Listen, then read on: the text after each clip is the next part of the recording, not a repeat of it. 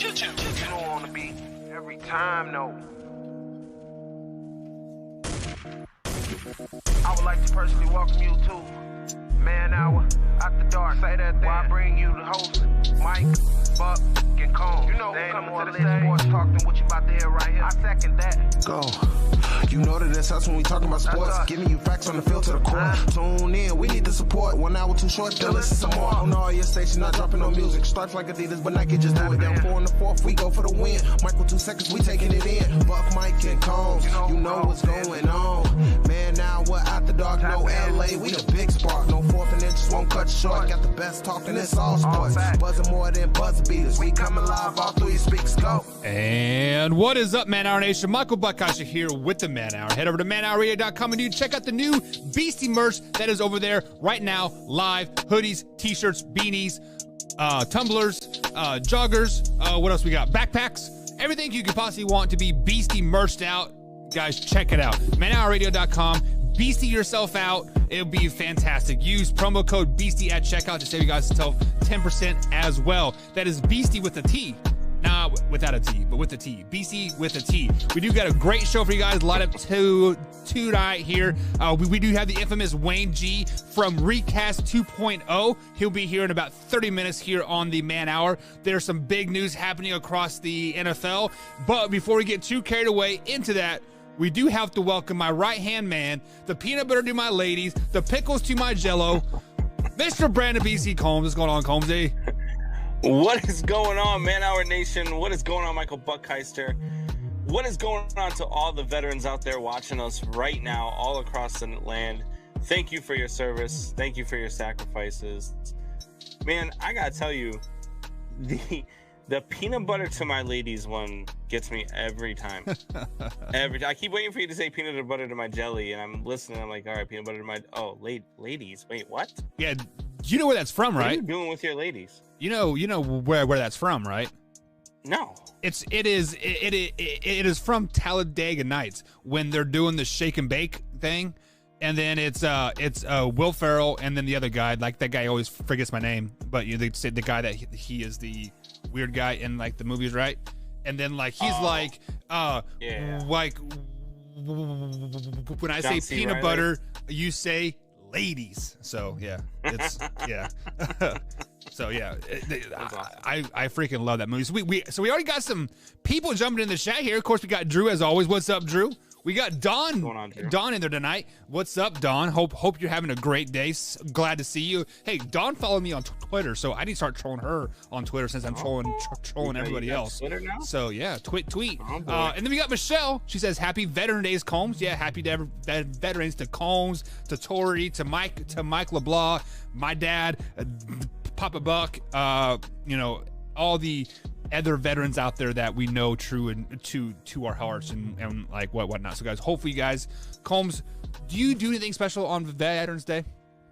It's a little bit different every year. One thing that I definitely do, and one thing that I'm gonna share with you guys later on is a toast to all the veterans, but especially to those that never made it home. So we'll do that a little bit later on in the show here, because if I start doing shots early in the show, it might not end well for us. Yeah. But I don't do anything like it's not like I do the same routine every Veterans Day. Today Michelle and I went and saw a movie. Horrible. The new Halloween is trash. It's so bad. It's so terrible. I mean, just terrible. The act. It's terrible. Do not waste your money. Don't even bother watching it on, if you've got the Peacock app that you can watch on. Don't do it. It was god awful. We got the Peacock cat after that, just we to simply had watch lunch, that. So.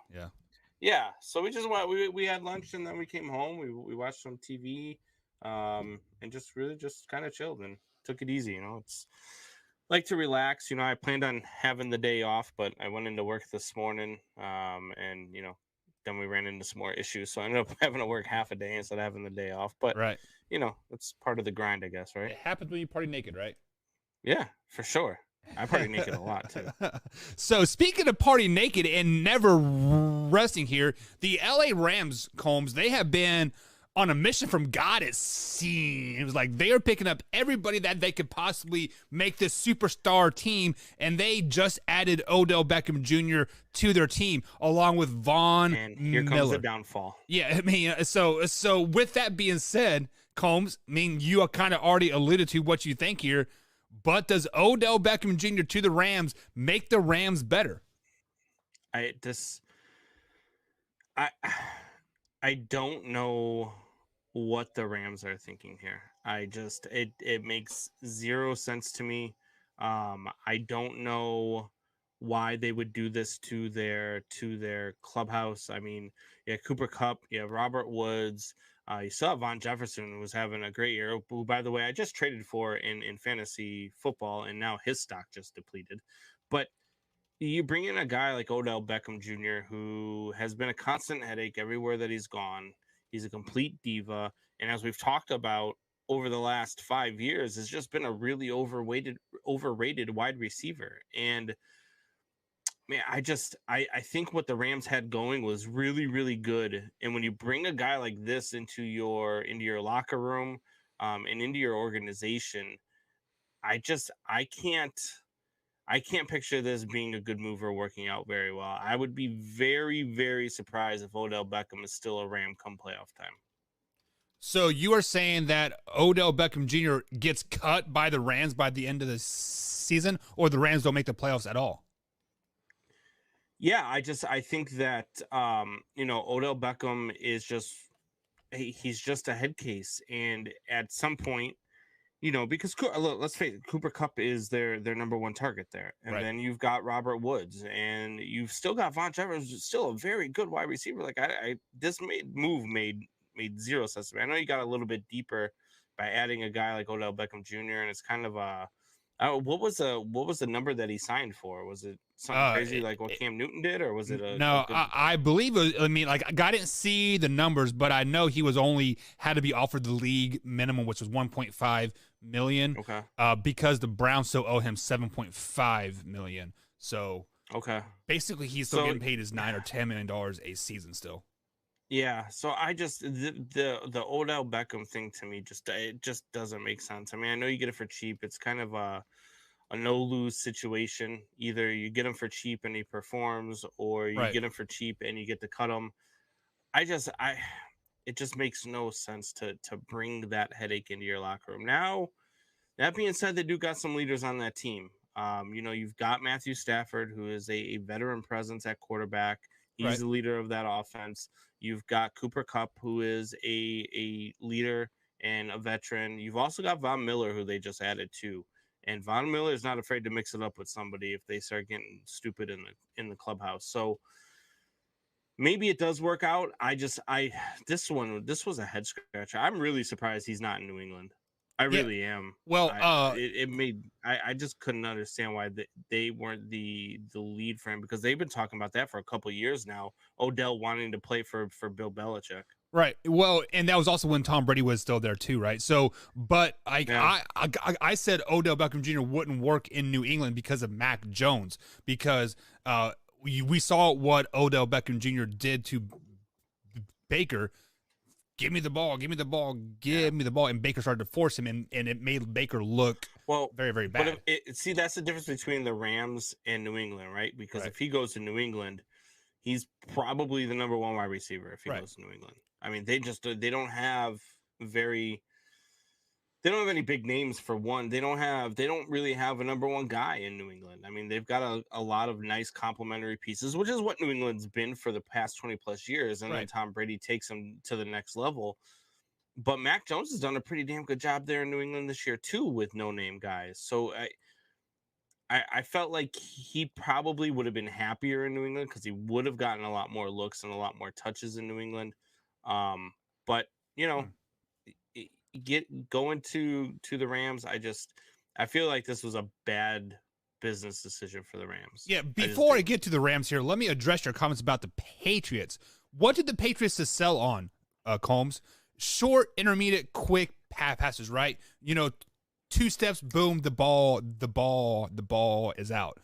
It takes Odell Beckham Jr. on average 3.7 seconds to get open every play per Football Football Reference. I just looked it up. 3.3 seconds to get, or sorry, 3.7 seconds to get open. When the ball is already out of Mac Jones' hand in 2.73 seconds, Odell Beckham Jr. is still trying to run his route. So how is he going to get more touches? I don't think that they make their bread and butter off of quick 3-step, quick outs. They've got a pretty damn good offensive line there. I haven't looked at the numbers. I haven't looked at, what I believe their like leading receiver, I believe, is Jacoby Myers. And I don't even know if he has 500 yards receiving yet. So it's not like he's lighting things up. They base themselves off of a run game. They, I believe maybe 25 to 30 pass attempts a game for Mac Jones.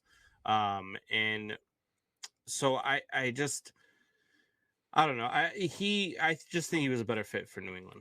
Yeah, I just do. I mean, it just makes more sense to me for him to go to a team. And even if not New England, I mean, how about a team like Miami who could really use somebody to help Tua out? He wants to go to a contender, not a habitual loser. Sorry, Javier.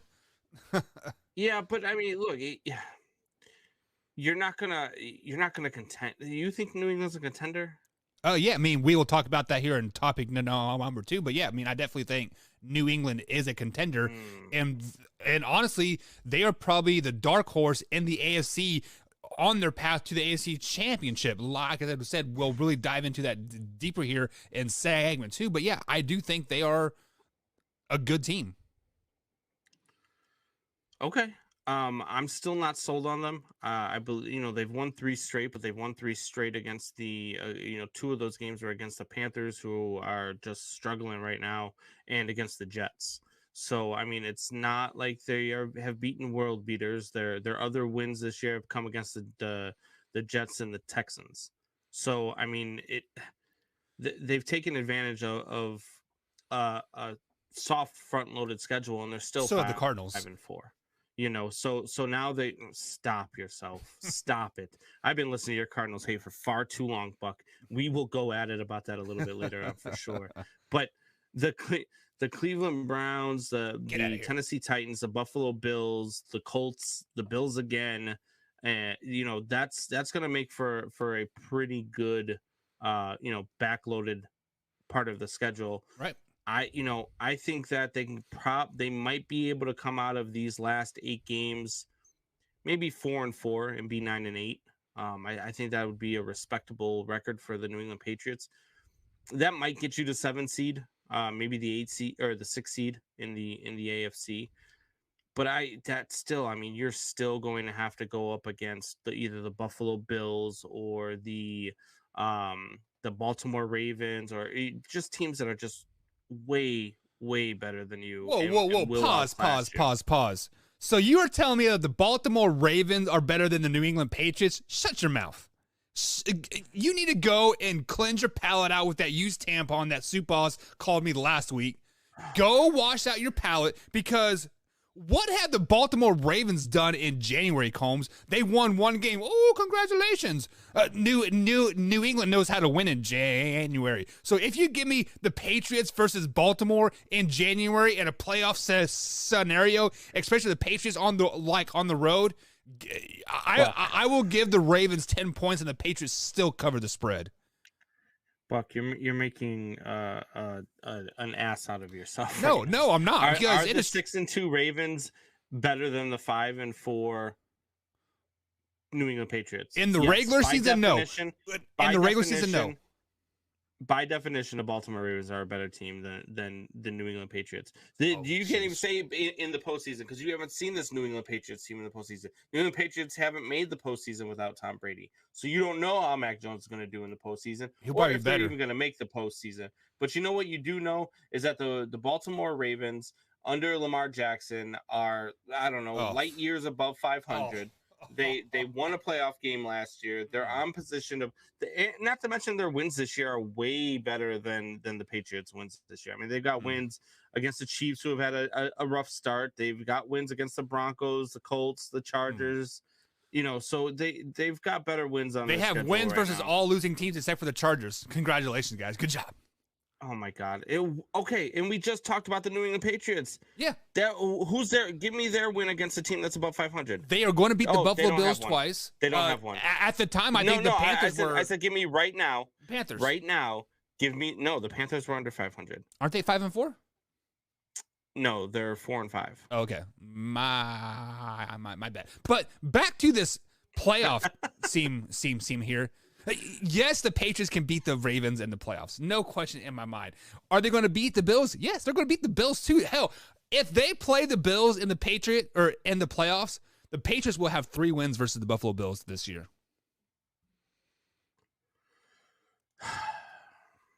I asked for give me their wins versus above 500 teams right now, and you couldn't. So you went to they're going to beat these teams in the future. Would you have no clue about who's going to win? Because we know you don't know how to predict the future in the NFL. 11-6 Detroit Lions.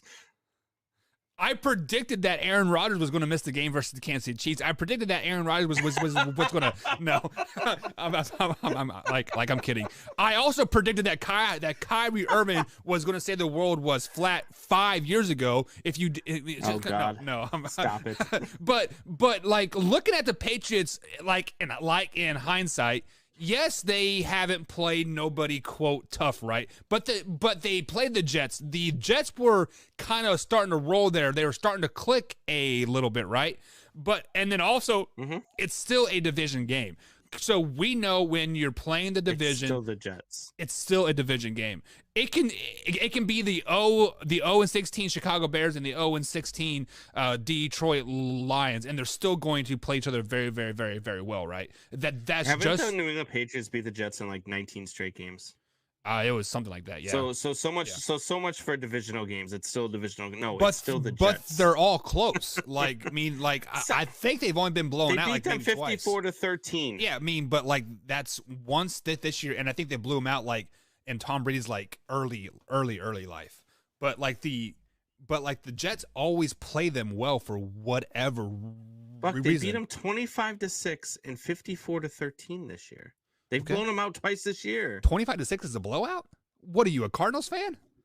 25-6? You don't think a 19-point win in the NFL is a blowout?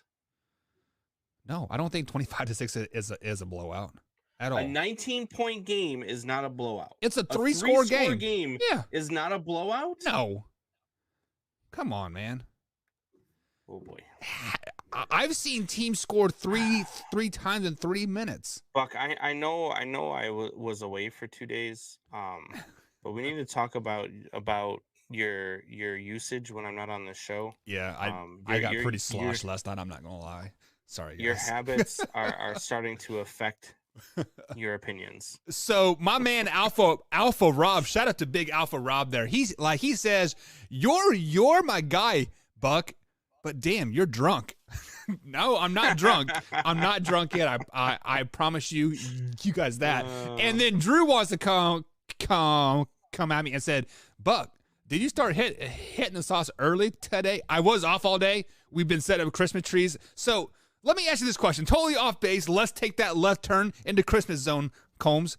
How many Christmas trees do you guys normally set up in your house? 1. We have 2 in every fucking room. Why? First of all, exactly. Wait, no, stop. Why? But when's Thanksgiving? 2 weeks away? Yeah. Yeah. So why do you have Christmas trees set up already? Combs, because I got this ring on my finger, and this means happy wife, happy life, right? And my wife wanted to set Christmas up in July. So, yeah. Fuck. Sorry. Oh, man. Back to the chat here. I've lost so much respect. Yeah, and Michelle said I would like one in my room too. So looks like you're gonna have a couple in your room there, Combs. Michelle, you can certainly have one in your room. Your room is now upstairs, and you can stay there until January when we take down the Christmas stuff. And there will not be a Christmas tree in our damn bedroom. And Alpha Rob says, "Whoa, Buck, slow down." I think he's talking about the Patriots there. I mean, like, guys, Maybe I've been talking to Wayne G way too much because obviously he is a Patriots guy, right? He's the Patriots fan, and I think he said that he was going to the Patriots were going to win the division, right? Did I hear that right? Okay, yeah. So I mean, maybe I've been drinking the Wayne G sauce too much here. Look, Wayne G is he's like every New England Patriots fan, right? Living on the fact that they've been good for 20 plus years and can't accept the fact that they're just not going to be that team for probably another, 3 to 4 years. I'll give Mac Jones, probably by his 5th year, he'll be ready to lead that team to maybe be a real contender. Speaking of 5 years in the league here, you know what I said last week, Combs, or this week? I said that Kyler Murray would be a bust after year 6, that he would do his 5-year contract and he would never sign a mega deal, simply because of the fact that he's 5'8", and when your athletic ability starts to diminish, you can no longer roll the pocket, you can no longer use your athletic ability to get the ball down the field and all that good stuff. And there's been so much hate in the comments, rightfully so. They're calling Kyler Murray now K1. Buck. All you K1 fans, you guys, listen. Buck. You can tell me Kyler all these stats. Murray, he's not. Kyler Murray has completed 72% of his passes this year, nearly 73% of his passes this year. Cool. He's thrown for almost 2,300 yards in 8 games. Okay. Congratulations. 17 touchdowns in 8 games. Okay. So he is on pace for, what's that? 34 touchdowns. Okay. Awesome. He is on pace for, 4,500 yards. Awesome. He might be an MVP candidate. Awesome. Year 6, when he can't roll the pocket, when he can't scramble because he can't see over a 6-foot lineman or 6'5" lineman, then come talk to me. What do you think he's doing? Shrinking? Yeah. He's seeing over the lineman now? He's rolling the pocket every play. He's rolling the pocket. Why do you have such hatred for the Arizona Cardinals? It is not hate. What is wrong with the Arizona Cardinals? It is not hate. It is realism. The Arizona Cardinals bandwagon since before the season. I told you this team was the real deal. I picked them to be 15-2 this year. Yeah. They went out last week without DeAndre Hopkins or Kyler Murray and won that game too. Against the crappy 49ers that had injuries too. Come on, man. On the road, Buck. So? On the road. Apparently it doesn't matter what injuries it's It matters to me, Holmes. It makes no sense. It matters to me. You make I know it matters to you, but it like you've got to at least make sense. It does make sense. It don't make no sense. So okay, so let's look at people that are like Kyler Murray's status. Let's throw Michael Vick out there, right? Michael Vick was what, probably 6'2"-ish, 6 foot, maybe. I don't know how tall he was. Either way, he was taller than him, right? What did Michael do after his athletic ability started to break down? He became a pocket quarterback, right? Was he an MVP candidate when he was a pocket quarterback? Was he leading his team to the playoffs when he became a pocket quarterback? How about this? What are we talking about now? Michael Vick. Dude, Michael Vick became a pocket quarterback after spending 2 years in prison. No. That was before that. No, it was not. He was still setting the league on fire, and then he went to prison. Either way, he became a pocket quarterback, and then he was not a starter anymore. Like, that's what's going to happen to Kyler Murray, too. Drew says we're beating a dead horse. Yeah, we are. Beat it. But back to the Odell Beckham Jr. thing here. But that's all you do is beat it, apparently, and you drink your own juice afterwards because this stuff is nuts, man. Like, I don't know what the hell you're talking about. How the hell you could look at what Kyler Murray is doing and say, oh, well, 3 years from now, he's going to be terrible. What? From what evidence, Buck? Other than just your stuttering nonsense that the Arizona Cardinals aren't good and you want to hold on to this thing. You held on to it as long as you could with the Detroit Lions. I know they're 0-6, but they're about to make a run. And now they're 0-8, so there's no chance they're going to win as many games as you said. So then you finally jumped off the bandwagon. Now the Arizona Cardinals are 8-1, and you're like, oh, they're not that good. Hey, they're not that good. What? You were here for Kevo, right? You were here for Cavo. I was here on my Their record might be 0-8, 0-9. They're still 11-win team. Their team is a 11-win team. Their record may not reflect it, but they're an 11-win team still. That's not what he said. Don't put words in that man's mouth. That is not what he said. That is not what he said. Guys, let's go to break. We got the infamous Wayne G coming up here after the break with That's Debatable. Be sure to follow Wayne G at Repod or what I wrote it down here. Let me find it. Recast. Recast. Well, it's what is it? What is it? I don't even know where it's at. Recast Pod. Yeah, Recast Pod on Twitter. There you go. My bad. Recast Pod. I told you 3 times. I don't listen to you half the time. You know that. God, we'll be right back, guys. You sound like a re-something pod right now. I don't get it. Can you explain that to me? Nope. Go to break.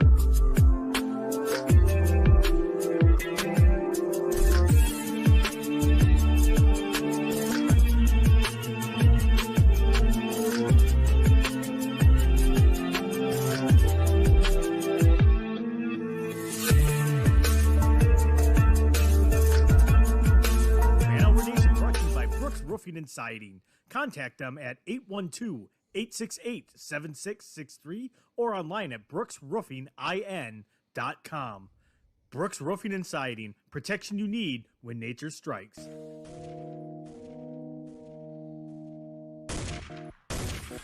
And what is up, Man Hour Nation? Welcome back to the Man Hour. Michael Buckeister here with Brandon Combs tonight. Head over to manhourradio.com and check out the Beastie merch that just dropped there. Use promo code Beastie at checkout to save yourself 10%. Drew, if you keep your bad mouth up there in the chat, I'm going to have to block you, Drew.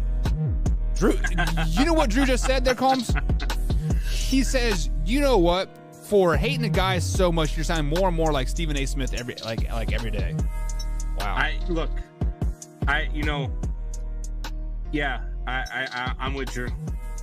You know what? You know who is not like Stephen A. Smith, Combs? Who's that? That's our man, Wayne G. And he is on for us tonight. What's going on, Wayne? Not too much, man. Always glad to be on. It's Thursday. It is One Thursday. more day till the weekend, right? You know, for me, the weekend started Wednesday because I didn't work today. I'll probably call in sick work tomorrow. No, I'm totally kidding. But yeah, I mean, definitely one more day to the weekend, and that gives us some chance to listen to your Recasted podcast. So you guys be sure to follow Wayne at Recasted Podcast on the Twitter machine. So, but Wayne, tell us a little bit that is about. Yeah, Recast a Podcast. It's a pop culture, basically it's a movie podcast. And what we do is we take movies that are at least 20 years old, we throw them into 2021 and we recast them with a modern cast, you know, and then afterwards you can vote on whose cast is better, mine or Jesse's. It's always mine. And, or if we have guests on, sometimes we have guests, you can vote on those as well. And most recently we did Back to the Future. So we recasted Back to the Future with our friends, the Field of Screens podcast. That was a fun one, 4 different casts. And definitely check it out on Good Pods. You'd mentioned it before the break, but Good Pods is where it's at because basically, you know, most of these like iTunes and whatnot, you can only rate a show on 5 stars, but Good Pods lets you rate every single episode. So like maybe you like a certain show, but they put out a crappy episode. Hey, it happens. You know, give them 1 star for that episode, but give them 5 for the rest. Yeah, and I know last week you were ranked 7th out of all of the what was it? It was the after like what was the ranking on it again? Yeah, it's after podcasting. There's just after shows. Oh, yeah. After shows podcast. Yeah, so this 7th. Yeah. Yeah, this week we are number 1 in the country. Oh, there you go. So, guys, That's awesome. From Man Hour Nation, guys, go over to Good Pods and keep Wayne G up there at the number 1 spot because we know that the New England Patriots are heading up to the number 1 spot, and Wayne G wants to be there along with the Patriots. So, big shout out to you there, Wayne. So, Wayne, you always give us great topics. You give us That's Debatable. And tonight, what's your first topic? Well, it's a great segue. We mentioned the Patriots because I know in our group chat we were kind of chatting about it, and you said let's save that for a debatable segment. And basically, what it was, if you guys follow the show, and hopefully you do, right? Then you know that me and Brandon had a little bit of a bet before the season started. I said the Patriots were going to go 11-6 and win the division, and Brandon said if that happens, he will spin the wheel of death twice. And I know that we're almost halfway through the season. I got a chance maybe to back out of this thing, but I'm going to say it again. They're going to go 11-6 and win the division. The Bills are on the way down. The Patriots are on the way up. Book it. Look, you know, Buck started this segment by saying that you're nothing like Stephen A. Smith. But there is one thing that you're like Stephen A. Smith about. You always think you're right, even when you're wrong. and right now, you're wrong. They are 5-4. So you think they're going to go at least 6-2 down the home stretch here with this schedule that they have? I don't see it. I mean, I see losses versus the Browns this week. I see a loss versus the Titans, 2 losses versus the Bills. So and probably a loss versus the Colts. So I think 4-4 down the stretch would be a good run for them. But you know that's about where I would see them at the most, 9-8. Yeah, I mean, as far as 11 wins, that is a little bit of a stretch just because they do play some pretty talented teams here. I mean, they're obviously playing the Browns. The Browns are a lot better without Odell Beckham Jr. They do play the Bills twice. Just what like I agree with you, Wayne. The Bills are kind of on like this kind of downward trend. Will they get back up? They had one bad week. Yeah, but they just haven't been playing well. They didn't show up against the Jaguars. They were in Jacksonville. They went out and partied in Jacksonville, Florida for a couple of days. They're in Buffalo, New York, where there's nothing to do, and they went to Jacksonville, Florida for a week. Yeah, they didn't show up for a game. It happens. Either way, they are still trending down. I do totally agree with that. On Wayne, but the big wild card game that I have circled is the Titans because we don't know if the Titans are going to be where they're at now or if they're going to come back down to where they should be, and that's a 500 team, especially without King Henry. And Wayne, do you know the biggest reason why I know you're wrong? Because Buck is siding with you on your football takes, and his football takes are garbage. Well, hold on. I didn't say they were going to get 11 wins. I see. No, you said the Bills are trending down, though. Yeah, but I see at 9 or 10 wins. I mean, like 11 is a stretch because they do play the Colts, Bills twice, and the Titans and the Browns. So, well, this is the way I looked at it. I looked at their remaining schedule. Like you said, they're 5-4. Their upcoming schedule is the Browns, who at their very best are average. And you've got Baker Mayfield, who has not earned a contract extension, going up against Bill Belichick and that defense, which is just nightmarish right now, and nightmarish in a good way. And then Matthew Judon's probably going to have 3 sacks against this team. And then you got the Falcons, which basically it's a college team. And then you got the Titans without King Henry, which I don't believe in Ryan Tannehill, so I think that's another win. So there's 3 wins in a row. I think they split with the Bills this season, so let's give them that one. So now we're 9-4 going into the last 4 games of the season, so they have to split against the Colts, the Bills, the Jaguars, and the Dolphins. The Jaguars and Dolphins are locks. So that's 11-4. And even if they lose the other 2 games, that's 11-6. And I think the Bills don't finish 11-6, and I think the Patriots win that division. You know who else thought that the Titans were not very good and weren't believers in Ryan Tannehill? The Los Angeles Rams, who lost 28-16 to Tennessee Titans this week. So look, you can count them out all you want. Buck's been counting them out even with King Henry. The Tennessee Titans are a good football team, and they're better than the New England Patriots. I mean, there's I would say out of those remaining 8 games, you name 2 teams that are better that the New England Patriots are better than. Well, I will say that if the Titans allow Adrian Peterson to carry a switch with him, and the Patriots put out a bunch of 2-year-olds, then the Titans might win that game. Fair enough. Wow. So Fair enough. there are some comments rolling through here, guys. Drew says, I see them making the playoffs, but no championship. Wayne, do you have them winning a playoff game, the Patriots? I think it depends on the first round matchup. At 11-6, they're going to be the division champions, but they're not going to get that first round bye. I think that there's probably going to be an AFC team that'll be better and they'll get the bye, so they're going to have to play that first week. I think it depends on who they play. I think that there are teams they could be. I don't have them in the Super Bowl. I mean, I don't think that they're that good, but I do think that they're going to have to win the division, maybe Super Bowl next year. If they would play the Have you Ravens in seen the the- playoffs, can they beat the Baltimore Ravens in the playoffs? Could they beat the Ravens in the playoffs? Shane? Yeah. They could. I wouldn't bet on it. Like if I was betting my own money, I probably wouldn't bet on it, but it would be a close game. I don't think Baltimore steamrolls that Patriots team because that defense is so stout. Have you seen the Bills' back end of the schedule? They do play the Patriots twice, but they've got the Jets twice as well. They've got the Colts, they've got Very the good Jets Panthers, team. and they've got the Falcons. Like, it's But- not a very tough back end of the schedule. But aren't the Bills 5-3 right now as well? Yep, they're 5-3. The Patriots Yeah, are they're 5-4. Yeah, so Yeah. really just the Patriots just have to win one more game than the Bills. I mean, so I have faith in that. Okay, good luck with that. And then Alpha Rob says that the Bills were all business at practice this week. I don't care. I mean, you're supposed to be all business. Oh, yeah. It's like, And talk let's about face it, Wayne practice. G, you're not gonna have to spin the wheel of death because Bucko's like 7 spins on that thing, so he's yet to create it. yeah, no, we will create it soon. And then Alpha Rob says the Pats are not winning division. That's hell all he he's wrong. said. Drew says Wayne's World, party on. All right, And- so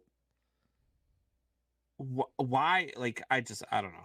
All right, let's get to the segment because I can go No, on this one Bills more thing comment all here. night One long. more comment. Alpha Rob says Mac Jones is not good enough to beat the Bills defense. What? Yeah, he's wrong about that too. Man, this guy, What? Alvin Rob, he's wrong a lot, huh? No, yeah, that Mac Jones is the real deal. He gets better every week, just like that defense, because he learns more and more and more every week as he goes along.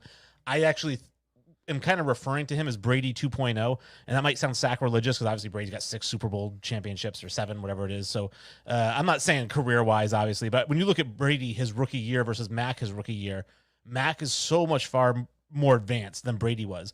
And he's still going to be coached by the same coach, and he's still going to have Brady's best offensive coordinator ever as his offensive coordinator and eventual head coach. So Those are great I think points. he's got a good career ahead of him. All right. So before Combs calls my the God. 911, Michelle, get the speed dial ready. Wayne, what's topic number 2? Well, this kind of segues into topic number 2, which is, and I said this also before the season, but I'll say it again. The Buffalo Bills should not have given Josh Allen an extension. They should have let him play out the season on his rookie deal and then given him an extension after, if he earns it, which we'll see how it goes the rest of the year, but he did not deserve a $254 million extension. Combs? I mean, I don't know what you're watching. That shows that he doesn't deserve an extension. I've watched him play over, the course of his career so far. He's been pretty damn good. And even this year, he's been pretty damn good. Yes, they're 5-3. Yes, they had a bad game last week. Yes, they lost to the Jacksonville Jaguars. I get it. But the guy's still completing 65% of his passes this year. He's got 2,236 yards passing through 8 games. And he's got 17 touchdowns to 5 interceptions through 8 games. So I don't know what you're seeing from Josh Allen that shows, hey, you weren't worth the extension. But I mean, I'm a Bears fan. I know what a quarterback that doesn't deserve an extension looks like, and that is not Josh Allen.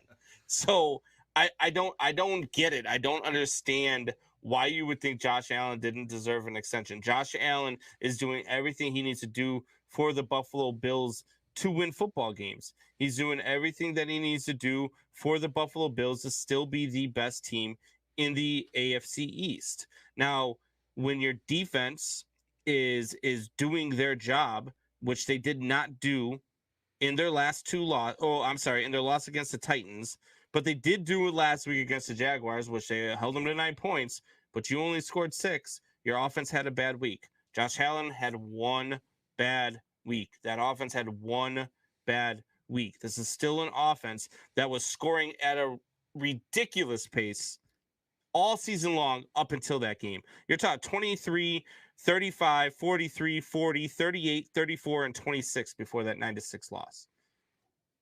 You're right. I mean, those are god-awful numbers. He didn't deserve an extension. I don't know. I give up. You and Buck should do a show called Worst Football Takes of All Time. And it would probably be a hit because, you know, we're like, without you on it, we're always trending up. I'm totally kidding. I love you, big guy. But with that being said, we know that's false. As I don't think Josh Allen really deserved the $240 million extension that he got. He definitely deserved an extension just because we live in a world right now where the next quarterback up is going to be the next highest paid quarterback. So it is almost a benefit to these teams to have signed their guy long-term before the next guy signs, right? So it would have been smart for the Ravens to sign Lamar Jackson to a long-term extension last season. It would have been smarter for the Cardinals to sign Kyler Murray year 2 to a longer extension, right? Just so they're not having to pay these guys $100 million, $200 million, $300 million.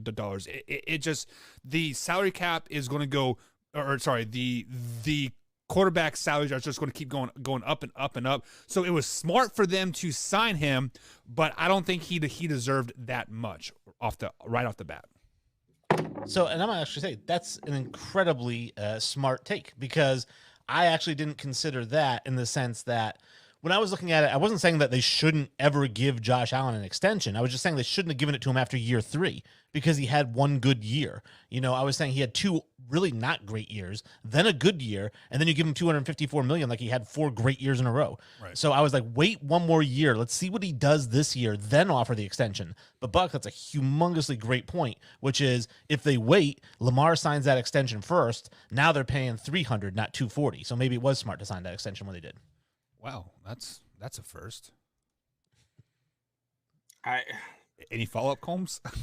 No, I mean, I watched the play, I watched the eye test, I watched what I'm looking at on the field, and everything tells me that you absolutely give Josh Allen that contract extension, because you need to lock him up. It makes no sense. After this year, with the numbers that he's putting up, with the way the offense is scoring, I mean, you can point all you want. Yeah, I mean, because right now your take looks so good because they're 5-3 and the Patriots are 5-4. And the fact that, you know, they just went out and put up a dud against the Jacksonville Jaguars. But take that Jacksonville game out of there. They're the highest scoring team in the damn league. Josh Allen is still completing 65% of his passes and still is thrown for 2,200 plus yards in 8 games. Well, 17-5 touchdown to interception ratio. You're still going to give him an extension at the end of the year? Possibly. Right? I mean, stop. Tell me who you're going to bring in that's better than Josh Allen at the end of the year. Mitchell Trubisky. No, if it depends on how he plays this year. Yes, at the end of this year, if he continues on this trend, yes, you're going to give him an extension. I'm not disagreeing with you. I'm not saying don't give him an extension like you shouldn't have given Derrick Henry. That was the whole topic, was they shouldn't have given him an extension. Exactly. They shouldn't have given it to him after year 3. They should have waited until after year 4 and then see what he does in year 4, because year 3 might have been a fluke. You know, let's put it in baseball terms because you mildly understand that sport. Let's say a guy goes out there and hits 2 home runs his rookie year, 5 home runs his second year, and then 40 his third year. Do you want to give him a $125 million contract as a GM, or do you want to see him do another year? First of all, it's a completely different sport. That's a completely crazy different scenario. Josh Allen has been good since his rookie year. 52%? again, he's been good since his rookie year. You watch the things, you watch how he's grown, and he's been good since his rookie year. Then if you want to go to baseball standards, a guy goes 5'3" and then 40. Well, I might give him an extension, but at the same time, I might wait to see if he pops on his piss test. That's the difference between that. Like it's a completely different scenario. What else is he doing? Is he striking out a lot? Is he getting good at bats? Is he doing the how does he as a defender? Like those are the things that I'm looking at. But it's a completely different sport, completely different scenario. You absolutely give Josh Allen that extension after last season, 100%. And I agree with you, Combs, because he was cheap then. Next year he's going to be expensive or cheaper. That too. Yeah, cheaper, I guess. Wayne G, next one. Yeah, so this one's a basketball one, so you guys might be out of the water on it, but it is topical because they were talking about Ben Simmons and how the Celtics were interested in Ben Simmons, and that the Celtics would have to part with Jaylen Brown if they wanted to get him, which makes sense. If you're the Sixers, you're not giving him up for Marcus Smart. You're giving him up for something decent. Here's my take, and I've had this take now for the last 3 years or 4 years. Some people are starting to get on the bandwagon with me, but I'm definitely driving it. So nobody try to say they claimed this first. Jaylen Brown is better than Jason Tatum. What is with all the love with Jason Tatum? He's okay. He's good. He's a good sidekick to Jaylen Brown, but everyone's making it out like he's the next Kobe. The guy's okay. He's a sidekick. So I'll go first. I don't know a lot about baseball by any means, but I do watch college basketball. It's basketball, Buck. It's basketball, not baseball. And Jason Tatum was a pretty good college basketball player. And when was it last year or 2 years ago when he had those couple big shots in the playoffs versus the 76ers and in game 6 or game 7? I can't remember for sure, but I kind of feel like Jason Tatum kind of has that Odell Beckham Jr. effect. Like he had one big play, one big series, right? And then all of a sudden we're talking about he's the greatest thing to walk this earth. So no, Jason Tatum I think is highly overrated. However, Jaylen Brown does miss a lot of dunks at the on wide open dunks. So would you rather miss wide open dunks or wide open threes at the end of the day, right Wayne? Look, I'm the Jaylen Brown Jason Tatum thing. To me, you can kind of flip a coin. I mean, Jason Tatum does average more rebounds, does average more assists than Jaylen Brown, and averages about the same amount of points as Jaylen Brown. But he's also played in more games this year than Jaylen Brown. So I think you can kind of flip a coin there between Jason Tatum and Jaylen Brown. The one thing I'm with you on is you don't bring in Ben Simmons. You do. It's the same thing that I just talked about with OBJ.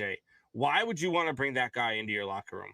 Why would you want to bring that guy into your clubhouse when you are already a good basketball team, when you are already a playoff caliber team, when you are already a top 5 caliber type team in the East? There is no reason for the Celtics to bring in that guy because he is not going to do you better than anything that you're going to give up, unless you're giving up maybe a Marcus Smart. No, I agree with that. I'm glad that Buck brought up, would you rather miss the dunk or the three-pointer? Well, what if I said that Jaylen Brown is shooting 50% from the field and 40% from 3, and Tatum is shooting 39% from the field and 33% from 3? So basically, Brown makes more dunks and more three-pointers. Yeah. And then as far as with Brandon saying, I don't think you bring in Ben Simmons if you're the Celtics. I'm not saying that Ben Simmons doesn't fit on a team. I think that he does. But really? Yeah, of course. I mean, the guy's a super, super all-world talent. But I think that you've got to... But he's a headache. Do you really bring that into your locker room? Right now, he's a headache. There was a time when Kobe Bryant was a headache, and I would bring him into my locker room every single night. Now, I'm not saying that Ben Simmons is Kobe Bryant, but I'm saying that I don't weigh the attitude as 100% of my decision. His talent is so ridiculous. He's 7 feet tall. He's a point guard. He can do it all. He's basically a better version of Lonzo Ball, and he plays defense, he's like an all NBA defense player. So, he's a guy that you want on your team. He's like 22 years old or 23 years old too. So you got to find a team that he's happy to be with. And I think that he'll be fine. Why'd you have to come after my 8-3 Bulls and go after Alonzo like that? Why? I'm a Lonzo fan. That's why I compare him to Lonzo. The Bulls are looking good, man. I'm actually watching basketball again, Wayne. The Bulls are looking good, man. I'm surprised. I didn't think DeRozan and I know a lot of people Levine, didn't Zach think they Levine, were we're going to be gonna able match. to distribute the ball and score as well as they're scoring. I mean, I'm a little concerned with Vuk going down with COVID right now, but that this team is good and they look good right now. It also still is November. Basketball doesn't start for them till May. So you shut your mouth, Buck. This is the first time the Bulls have been good in years. They weren't they 8-3 last year? Like at this time? No, Whatever. they were like 3-8 at this time last year. Wayne, do we got the next topic, man? Yeah, I got one more for you. Again, we're going to stick with movies because that's my thing, right? And this is actually an argument that I got into on the Twitterverse, and that was about another podcast had done a recasting of Lord of the Rings. But what they did is they took Lord of the Rings and they put it in 1984. And so they're recasting it in 84. And I was like, okay. I said, well, you know what? Off the top of my head, Bilbo Baggins has got to be Dudley Moore. I mean, it's a shoe-in slam dunk, that he would be it. And they responded to me, who's Dudley Moore? And I was like, are you kidding me? Like, you shouldn't be recasting anybody. You shouldn't have a podcast about movies because here's my hot take. If it is a hot take, Dudley Moore is one of the top 10 actors of the 80s. Wow. I mean, like, I like Dudley Moore. I was a big Dudley Moore fan growing up. Like, I like a lot of his movies that he was in were some of my favorite movies to watch. But I don't know anything about Lord of the Rings, so I don't know if Dudley Moore would fit good in Lord of the Rings. That's but right, Dudley Moore would probably fit good in any movie you put him in. He was a really good actor. He could be funny. He could be serious. He was a really good actor. For me, he was Will Smith before Will Smith. You know what I mean? Like the guy who could play in any role and just make it a good movie. And so I'm a big Dudley Moore fan. So you're probably right there. I mean, you could probably put Dudley Moore in any role, in any of the roles in Lord of the Rings, though I've never seen it. I bet you he would play a good part. The hot take was, is Dudley Moore one of the top 10 actors of the 80s? Oh, yeah. Oh, yeah. Absolutely. 100%. Yeah. I think it's not even really debatable, right? No. That's a little bit before my time. So, I mean, I know you guys. Not. You grew up in the 80s. I did not grow up. I wasn't even born yet. Buck, you're like 44. Okay. My hairline might be 44, but I'm not. I was just going to say, take off your hat. You're like 44. No, but name me a movie that he was in, maybe something rings a bell. Well, Arthur, 1981. They remade it with what's his name, the British actor there. I can't think of his name. Russell Brand. They remade it with Russell Brand, but Arthur Dudley Moore was the original in 81. He was in Mickey and Maude. That was a big 80s film. He was in 10 with Bo Derek, which they make a reference to in Tommy Boy. He's like, Dad, she's like a 10. And then he was in a movie I really liked in the 80s. It was called Like Father, Like Son with Kirk Cameron. It's kind of one of those body swapping ones. Yeah, never seen any of those. So I have. Oh my God. He was in the original Santa Claus, the movie. Oh yeah, Santa Claus, the movie. He was the elf. The original Santa Claus, with Tim, not Tim Allen. That's the Santa Claus. Way before Tim Allen. Yeah, it had John Lithgow in it. Fuck. Guys, I lack in movies. Let's just be honest. I need to listen to Recast 2.0 a lot more to jump up on my movie knowledge. Have you ever seen the Alice's Adventures in Wonderland? The one from the 70s? No. Sure haven't. I've seen the Wizard of Oz because that's a Kansas thing. I give up. I give up with this guy. I don't know what else to do with you. Well, wasn't there a new Alice in Wonderland with the dude? What's his name? Johnny Depp. Depp. They did two of them. Huh. Interesting. They're not bad. They're all right. I mean, the cartoon's still the standard. Hey, Wayne, this is a question for you from Alpha Rob. He says, "Hey guys, would you like better Jason Voorhees or Michael Myers?" Jason Voorhees. Yeah, I mean, I'm sorry. They're very similar. I mean, we're talking Jason Tatum and Jaylen Brown, right? They're very similar, and they both can't die, right? They're both kind of slashers. I mean, I'm glad he didn't put Freddy Krueger in there because then it's Freddy Krueger hands down because he can get in your mind and just mess you up from inside. Yeah. But as far as just being slashers, I mean, that's really tough. I would probably take Jason Voorhees just on the physicality. He's a stronger person. He'll throw you across a room, whereas I don't think Michael Myers has that strength. So that's the one advantage I guess I'll give Jason. Well, Michael Myers' big thing was his strength. Like he's a very strong guy. He crushes people's heads with his hands and stuff like that. But I have a bad taste in my mouth for Michael Myers right now because I just went today to see the new Halloween movie, and it was the first time that I've ever gone to a movie at a movie theater and wanted to leave halfway through. It was terrible. It was so bad. I was so disappointed because it's one of my favorite horror series of all time is Halloween, and I was excited to see it, and it just completely disappointed me. Have you seen it yet, Wayne? I'm not a horror fan. So for me, in order for me to watch a horror movie, it has to be like an exceptional movie. It can't be like just like a bunch of jump scares like Insidious or something like that. It has to be like an actual psychological thriller. So the last 13 Ghosts. Well, the last one I really saw that was good was Saw. Saw I thought was, but that's Saw even not really good, yeah. That's not even really a horror though either. That's more like a psychological thing. Yeah. And then before that it was probably the Blair Witch Project, which I know gets a lot of people make fun of that, but I mean, 3 kids in college who made $155 million. It was just a genius idea. And then before that, probably Nightmare on Elm Street. The first Nightmare on Elm Street was just insanely good. But yeah, usually I don't really get into the whole horror genre. It's got to like maybe Sixth Sense, if you consider that a horror, kind of in that sense. Yeah, it's more of another thriller type movie. I would say. So you didn't like 13 Ghosts? No, that's the one with the girl from American Pie, isn't it? Right? I'm trying to think. Yes. Yeah. Yes, that's the one where they've got like all the ghosts there in like these cubes and stuff like that, and they can't get out, and then somebody lets them out, and all of a sudden they're in this mansion trying to kill people. I thought it was pretty good. Somebody always lets them out. Yeah. Alpha Rob asked if you guys have you guys seen Orphan? I haven't. No. Was it good? I don't know. Ask him. I might have to see that. So Wayne, obviously we all like to watch movies here on the weekend. And Friday nights, me and my wife are starting this movie watching binge. Give me a movie to watch for the weekend. I just watched Free Guy. It was really fun. So if you like Ryan Reynolds kind of comedy, it's a really fun movie. I watched it. Obviously, he's an NPC in a video game, and he kind of starts to get self-awareness like AI. And if you like Ryan Reynolds funny, like he's funny, but without the Deadpool mask and without all the F-bombs. Oh, what is it on Hulu or Netflix or anything or like that? Or I thought it was on Disney Plus, but I'm not 100% sure. And it's called Free Man, huh? Free Guy. Oh, Free Guy. Okay, I will definitely check that out. Before we let you go, though, Wayne, tell people about your show again. Recasted Podcast at Recasted Podcast on Twitter. We take movies that are 20 years old, we recast them. So throw us some ideas. I mean, we're always looking for the next one. The Green Mile would be fun. Somebody asked us about Heat. That'd be kind of fun. So if you have a movie that you'd say, hey, I'd really love to see how you guys would recast this today, shoot it over. How about you recast The Longest Yard?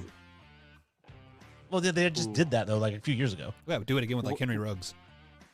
Wayne, Wayne, you've got to step your game up though, buddy. Because I say a lot on this show. I get mad when people make me defend like players that aren't my favorite, and I've been on Team Jesse for like the last 5 episodes. Like he is killing it right now, man. He does really well with these recasted. Yeah, Jesse knows what people want to see. Whereas if you listen to the podcast, my reasoning is so much better. Oh, okay. All right, guys. So be sure to check out Recasted Podcast 2.0 on Good Pods, and definitely be sure to give him a ranking as well, guys. We're up against the next break. We'll be right back of Would You Rather right after the break, guys. We'll be right back. This is must-see TV. All righty, Wayne. Thanks, buddy. You like that? You're not even doing a sports podcast. Joe Burrow is going to be must-watch TV. Other than the divisional games, I would circle that Week 5 game against the Green Bay Packers. That could be a game I can absolutely see in the Cincinnati Bengals hanging in there. Maybe even bringing this game to overtime. That could be a fun one to watch. Burrows versus Rodgers, the future versus the current, and then you look at games like against the New York Jets in Week 8. That's another one. Look, I know a lot of people are like, what do you mean the Jets? Look, I like what's going on in New York. I like Zach Wilson. I like Robert Saleh. I think that team is going to start to change its culture, and I think it started with Robert Saleh and it continued with the draft of Zach Wilson. I think they're going to be a better team, so this could actually be a really fun game to watch. in Week 8. So those would be the 2 games, outside of the divisional games that I would absolutely circle. Yeah, so the game that I have circled, the biggest game of the season, is a division game, unfortunately, but is that Week 7 game, is when the Bengals go into Baltimore. They play Lamar Jackson and the Ravens. I think this is a statement game for Cincinnati. They are going to go into Baltimore and they are going to beat them. Let's say 17-14 as the final score to that game. But I think this is where we see Joe Burrow kind of put the staple on the whole NFL. It's like, hey, don't overlook me. Yeah, you have Herbert. Yeah, you have Trevor and Zach and like all those and Baker and Patty, but don't overlook me. I am here to stay. I am here to rock this division and rock the AFC as a whole. And with that being said, I do have them going 7-10 this year, but simply because they do kind of have a stunner of a schedule. I mean, they obviously do play the Ravens twice. They play the Steelers twice, obviously. But the out of division games is rough. They play the Chiefs, they play the Chargers, they play the 49ers, the Ravens. Heck, they even play a good Green Bay team. So, I mean, that is the only reason why I have them 10 losses on the year, but I do have them going 7-10. Yeah, I have them at 8-9. I have them right around there. Check the mic and make sure it sound right, boys. And welcome back to the Man Hour, guys. Michael Buckcastle and Brandon Combs tonight. If you'd be most inclined, hit that like button, hit the subscribe button along with the bell icon. If you watch us here at youtube.com/Man Hour. Also, if you watch us on facebook.com/Man Hour Sports Talk, hit that like button, share button as well. It helps us grow. It helps us interact with you guys more. And you know what, guys? Don't hit the like button. Hit the dislike button. Join the crowds. Hit those dislike buttons, and maybe one day we will urge you guys to God's trust to win over some likes. So with that being said, guys, we are on Good Pods as well. Look for Man Hour Sports Talk on Good Pods. You have to download the application on iOS or Android devices and subscribe to us and leave us a ranking as well. We would like to join that Wayne G love and get up to the number 1 sports talk show, because we are the best damn sports talk show on the airways. And it's time for Would You Rather. So, Combs, tell the people what Would You Rather is all about. We are the best damn sports radio show on the planet. Not just on the airwaves, on the entire freaking planet. Period. Would You Rather is just, what Would You Rather is. You guys know this by now. It's just that game you used to always play when you were kids, right? Would you rather this or would you rather that? So, Buck, are you ready? Dude, you know what? I've been thinking about it. I've been going back and forth. And yeah, I'm always ready, man. I was born ready, brother. All right. So, keeping in spirits of our last conversation that we just had with Wayne G, would you rather be Josh Allen, the quarterback, or Josh Allen, the defensive end, over the next 5 years? We saw Josh Allen, the defensive end, got the best of Josh Allen, the quarterback, this past week. Yeah. So, I'm going to go with Josh Allen, the defensive player. Why? Because, first of all, defense wins championships, and if I'm playing well, we're going to win a lot of championships, even though we're not in Jacksonville. But I digress on that. It is a... Now, let me put an asterisk by this. It is not easy to play in the NFL at all, but it is easier to play defense than it is an offensive quarterback in any level. I would rather be a NFL safety than a high school quarterback, to be flat out honest, simply just because there is so much stuff happening. And when the Buffalo Bills lose to the Jaguars 9-6, who do we point the blame on? Josh Allen, the quarterback. Not that their offensive line sucked, not that they couldn't run, not that their head coach was calling some dumbass plays on 3rd and 8 that are running the ball. Miami Dolphins, right? But yeah, I mean, it is so much easier to play defense just because when you do great, you are headline news. Hey, Josh Allen got a pick, a fumble and like a sack. We don't know, like the next game or 2 games before that, he missed 5 wide open tackles. We don't know that. We only know when you do well. So give me the defensive side of the ball, Combs, because I do like a little bit of glory in the end, I guess. Yeah, see, I'm going with Allen, the quarterback. Not only are you going to get the bigger contracts, but you're also going to get more of the glory, especially when you're playing in Buffalo as opposed to Jacksonville. The Buffalo Bills are going to be good for the foreseeable future. They're going to be a contender for the AFC East title every year for the next probably 5 to 10 years. And so I would much rather be Josh Allen, the quarterback. Josh Allen, the defensive end. I mean, he's playing in Jacksonville. It's a graveyard of the NFL. Yeah. It is not a place you want to be. Being an NFL, trying to be a superstar. So give me Josh Allen, the quarterback, all day long. He's probably going to win a Super Bowl in the next 2 to 3 years. Yeah, and also just to add to your point there, being a quarterback, you do get all the glory, but you also get all the blame too. So it's either extreme high or extreme low. I want to be right in the middle. Topic number 2, Colmsy. All right.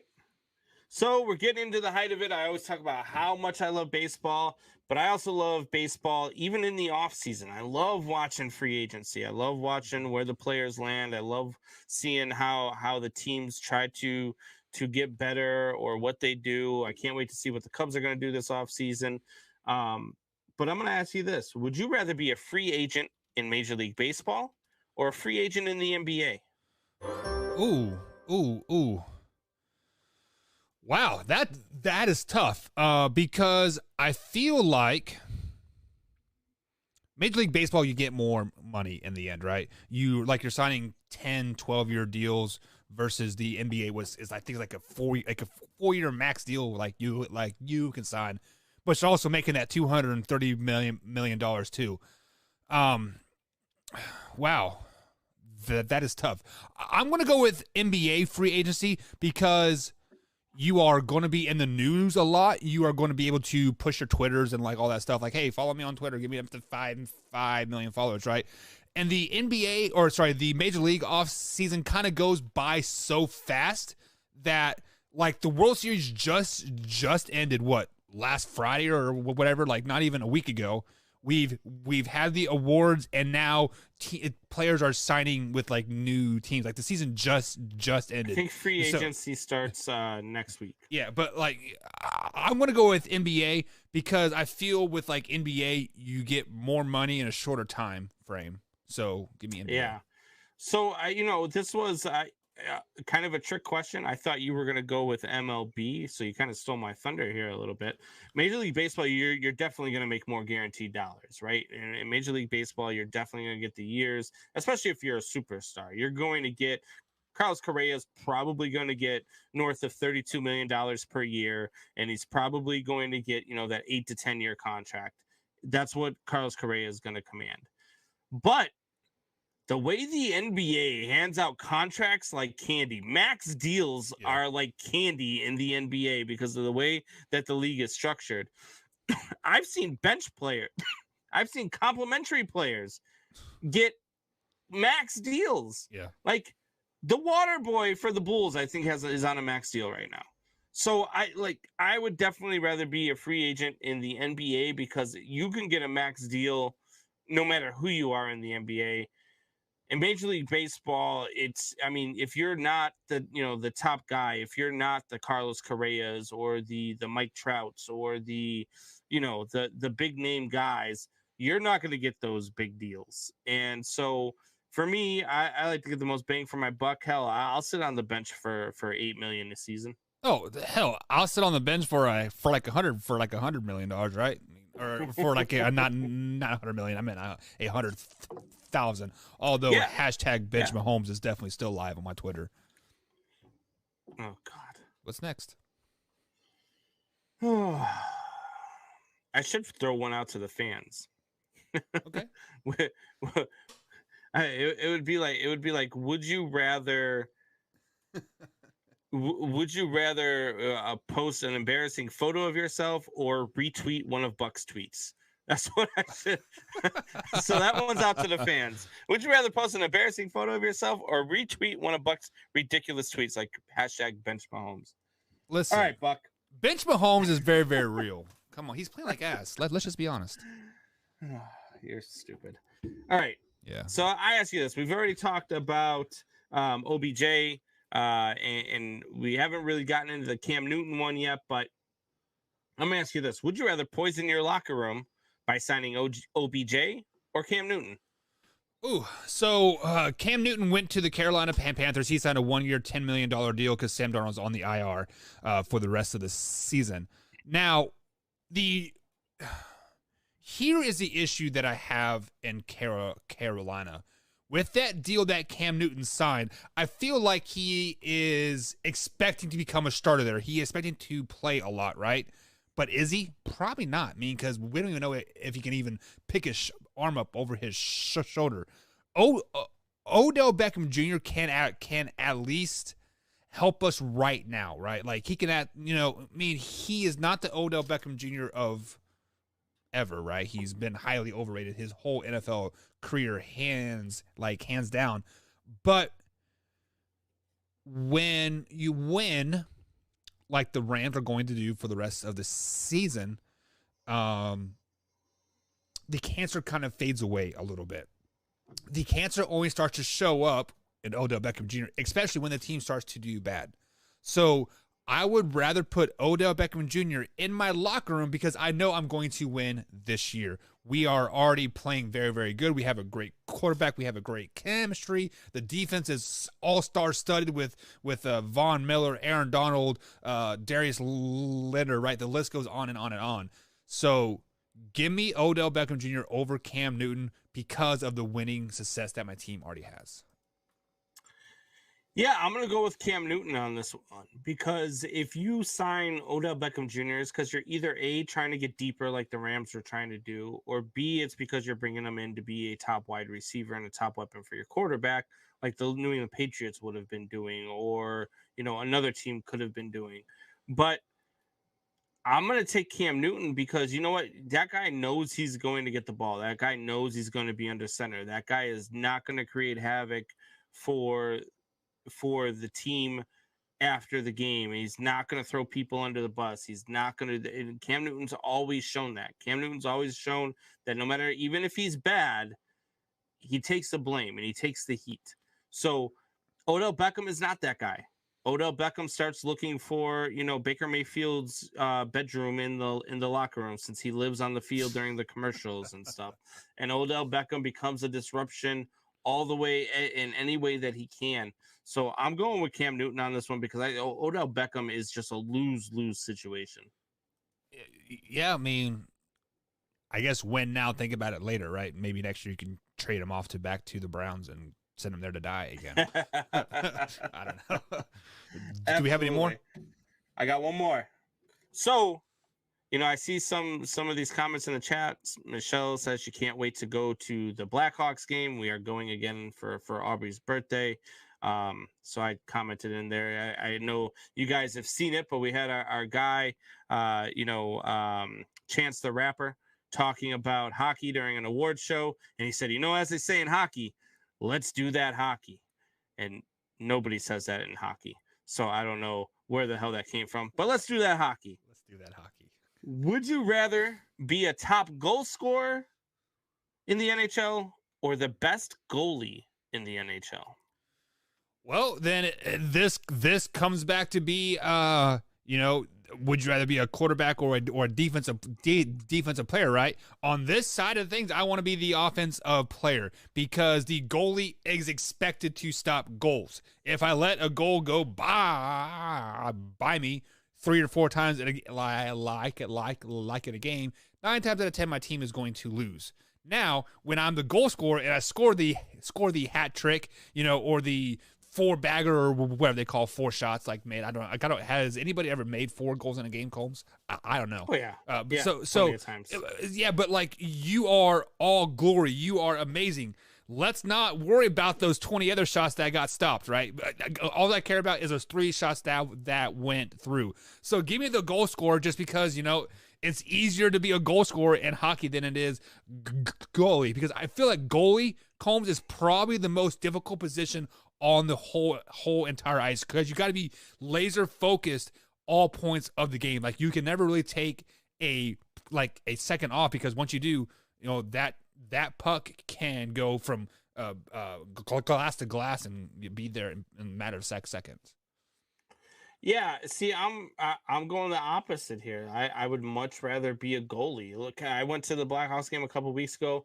Patrick Kane scores a hat trick. It was a great game. Hawks got their first win of the season, and it was just a fun game to be at.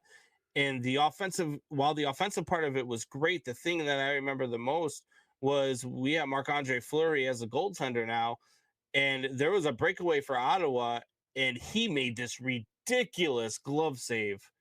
And to me, that's the flashiness.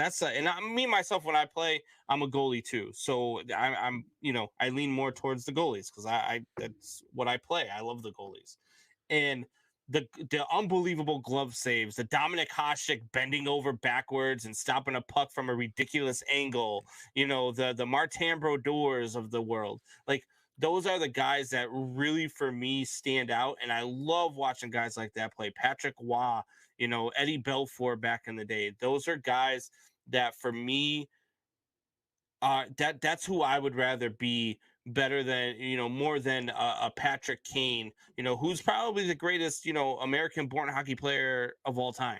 So that's just how much that I love watching goalies play. So I would rather be the best goalie in the league. So you would rather be the reason why your team loses 47 games this if year I'm the instead best of winning. goalie in the league, we're not losing 47 games, Buck. How many games are in a hockey season? Is it 82? There's 82. 82. Yeah. So what is a good ratio in hockey? Is it 60 and 30 or like 500? Because there's a lot of ties, though, right? No, there's no ties in hockey. You go to shootouts now, you got shootout losses instead of ties.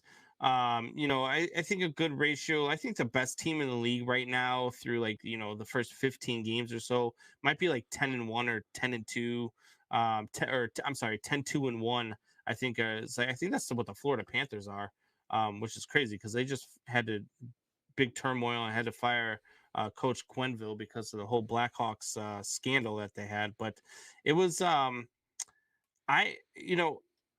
I think the best ratios, you're going to see the teams that are 51 and 23-5 or something like that. So okay, interesting. So as we start talking hockey, Drew starts naming off 6 teams that like he likes on hockey too.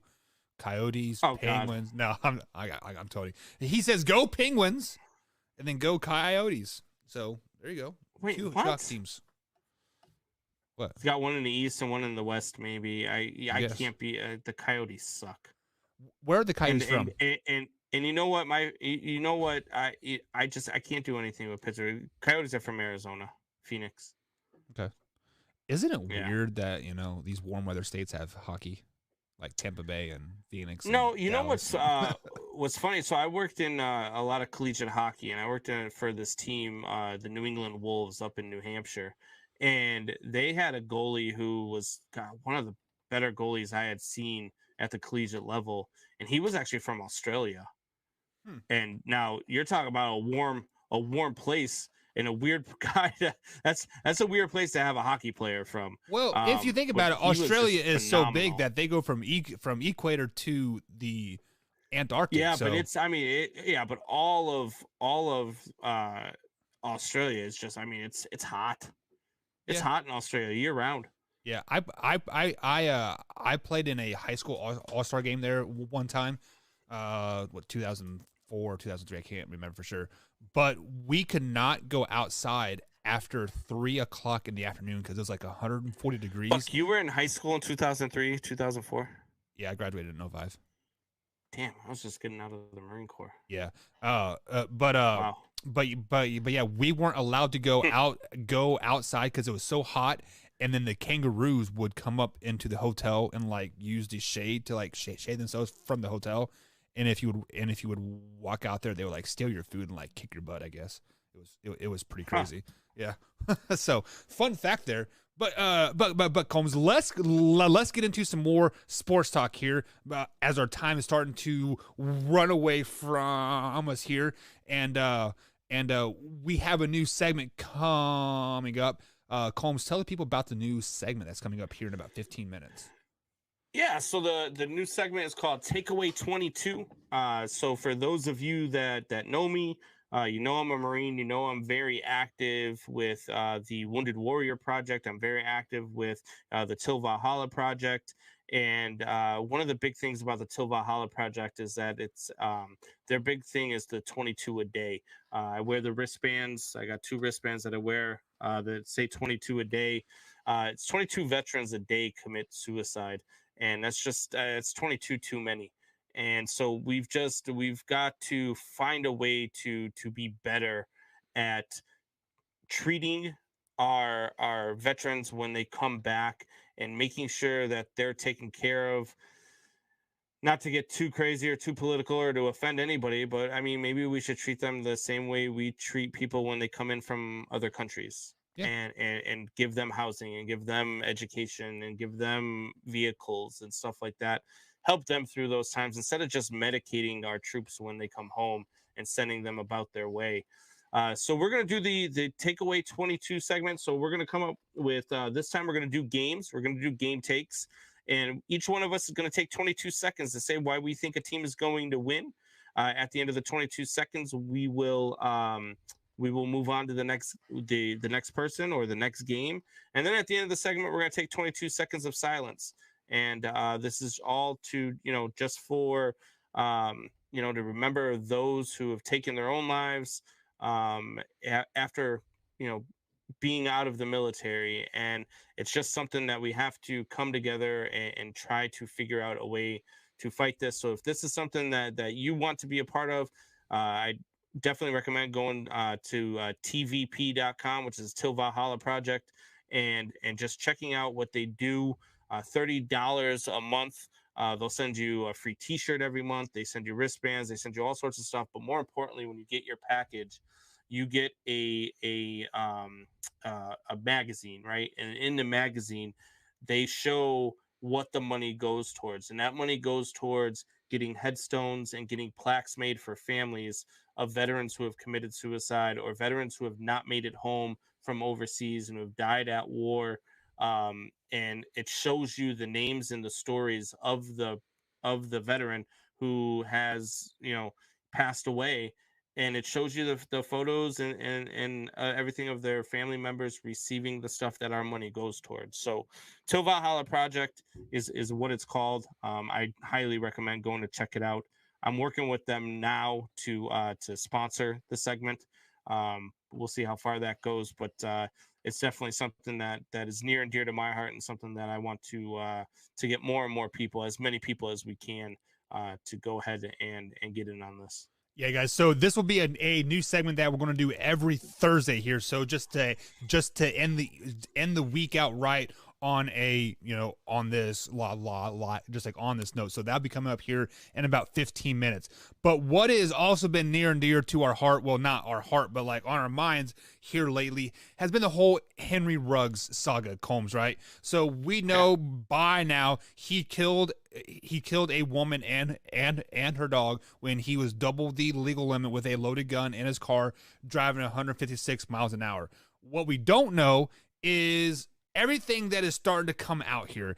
And Henry Ruggs' lawyer is blaming the fire department of the Las Vegas for showing up too late and too slow to put out the fire, and that's why the woman died. So the lawyer is basically trying to get Henry Ruggs off on this technicality because the fire department was too slow. Combs, what the hell? Look, man, I know it is a lawyer's obligation and a lawyer's duty to do everything he can to get his client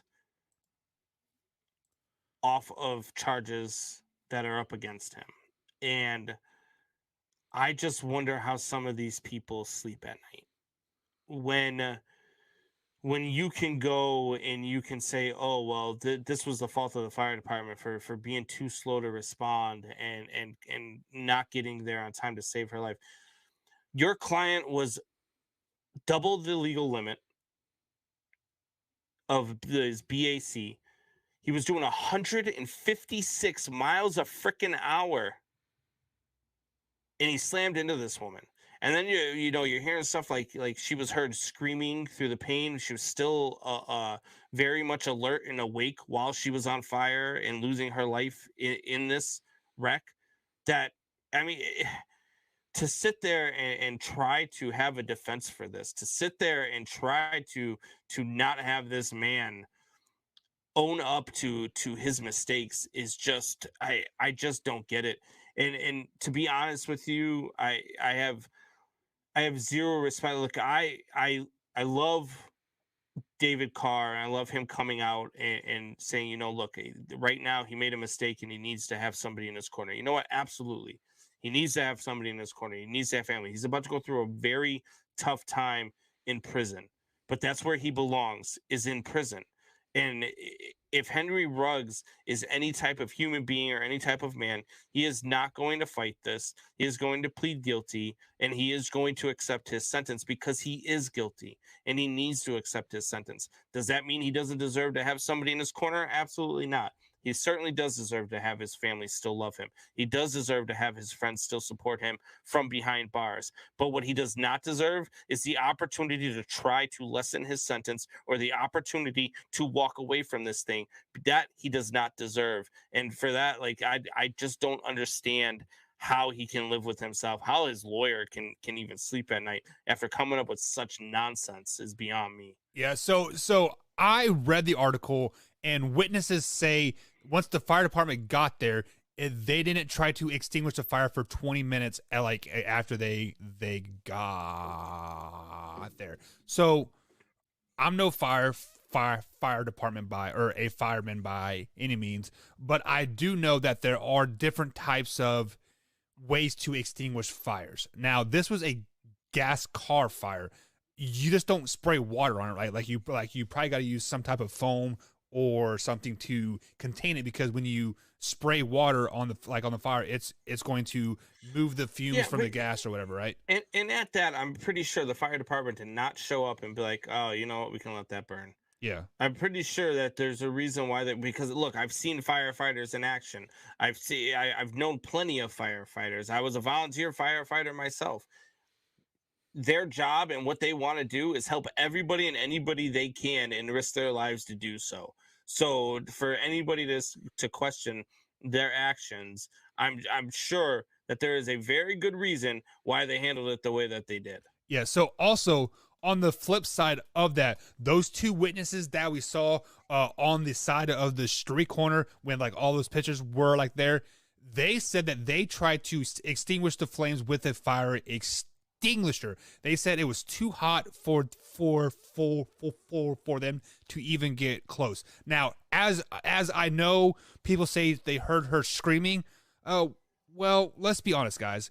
The way that car looks, how hot it was, how much engulfed it was, she was dead probably within a minute or two once the fire got engulfed. But it could be too that you thought you heard screaming. I mean, that could have been anything. It could have been air coming out of the fire. It could have been air through it could have been anything. You could have been hearing the engine on fire and the whistling in between the pistons of the engine. There's all sorts of explanation. It might not have even been the screaming that you heard, but regardless of the situation, to try to blame the fire department for this accident and for her loss of life is just stupid. So Combs, what do you think the angle is that they're trying to do here? Like, if the fire department would have got there faster and put it out faster, she would still be alive, so we don't be facing a DUI charge. Like, it doesn't matter. It is like, oh,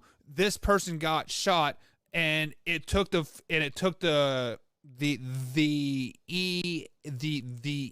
EMS guys 20 minutes to get the person to the hospital. That's why they died. No, you still get charged for a murder, like either way, no matter how long it took them. Yeah, and regardless, I mean, you're talking like, I mean, you were twice the legal limit, BAC. You were doing 156 miles an hour, which I don't care what road you are on. I don't care if you were on the highway. You're at least doing 90 miles an hour over the speed limit, even if the speed limit was 70. But since you're on a city road at the time, you're probably doing closer to 120 over the speed limit. Yeah. I mean, that's like, look, I'm a fast driver, Buck. I'm not gonna lie. Like, I've got the all-state thing on my car that tracks where you go and whether or not you're a safe driver. All my lines are in red because I don't follow the speed limit. I'm on the highway. I do 80 and a 60. I do 85 to 90 when the speed limit is 70, but not 160 miles an hour in a 35. Not 160 miles an hour even on the highway. It's stupid. It's stupid. Yeah. And what he did was stupid. Was it a mistake? Sure. But you know what? It was a calculated mistake where he had all the options in the world to not be in that vehicle at that time. So to try to defend this man and say that he is not at fault, it's just, it boggles my mind, and is probably half of the reason why this generation is the way that it is. Yeah. So, I was talking with the guy at work. He is an ex-law enforcement guy. He said even if he wasn't drunk, him driving 156 miles an hour, killing a person, that's still a federal crime and minimum 20 years in jail. So, yes, not minimum, maximum. I'm sorry. This man deserves to lose his career. He deserves to go to prison pretty much for the rest of his life. But if they're only going to give him 20 to 40 years, that's fine. Let him get out of prison and let him learn what it's like to try to find a job with a record like this. It's not going to be easy. He deserves to struggle for the rest of his life, and that's what he's going to have. Does he deserve to have support by his family? Absolutely, 110%. We all make mistakes, Buck. We all make mistakes. I've made some stupid mistakes in my life, but we all deserve a second chance. We all deserve to have family in our corner. But what he does not deserve to do is ever attempt to make millions and millions of dollars again in the NFL. What he does not deserve is the opportunity to be found not guilty for this crime. Absolutely, 100% correct, guys. We are going to take a quick little break. On the other side of the break, we got the newest segment here on Man Hour. So stay tuned, sit back, relax, enjoy this quick little break.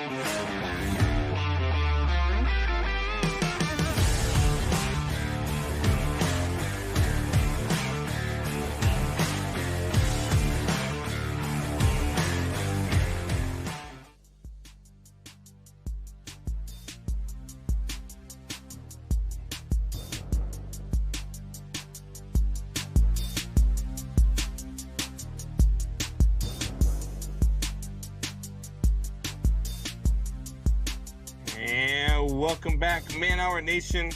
It's your boy Brandon Combs, Beastie, along with Michael Buckheister. We are back for the new segment. It's called Takeaway 22. And Takeaway 22 is geared towards the 22 a day brought forward by the Tova Hala Project. 22 veterans a day commit suicide, raising awareness for that. 22 too many.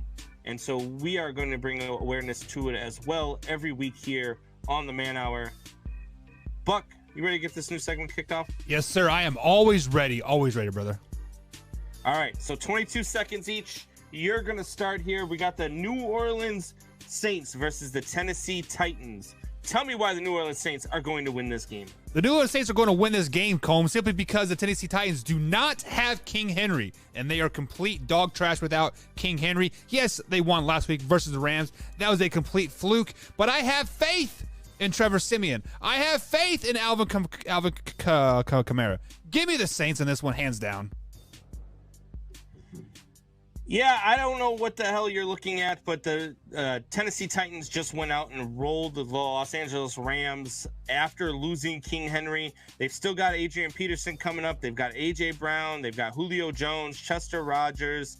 And Ryan Tannehill isn't playing as bad as I thought he would. Ryan Tannehill is not the same Ryan Tannehill that he was when he was in Miami. Give me the Tennessee Titans. Okay. Whatever you say, you're wrong. All right, Buck. We've got the Arizona Cardinals, the team that you love to hate, versus the Carolina Panthers. Tell me why the Carolina Panthers are going to win this game. You know what, Combs? I don't need 22 seconds for this one. Do you know why? They got Cam freaking Newton, baby. They got Cam Newton. Give that man the ball. Superman's back. He is going to rip that S out. He's going to be going to that end zone many, many times against this terrible Arizona Cardinals run defense. Cam Newton's the only reason why I need Combs. Yeah, you're out of your mind again. Look, the Arizona Cardinals are the best team in the NFL. They've proved it week in and week out so far throughout this season. They're going to prove it again against Cam Newton and the Carolina Panthers. Cam Newton's probably going to be the reason why Carolina loses this game. The Arizona Cardinals defense will be the reason why they win this game. The Arizona Cardinals all day long. I do like that pick, though. Arizona Cardinals all day. All right, so now we've got the Seattle Seahawks versus the Green Bay Packers. Buck, why are the Green Bay Packers going to win this game? Well, Combs, Aaron freaking Rodgers, that's why. Aaron freaking Rodgers is back. He is back. He is live, and he is ready to light up the struggling Seattle Seahawks. Russell Wilson is going to be back. Dak Wilson missed just one game.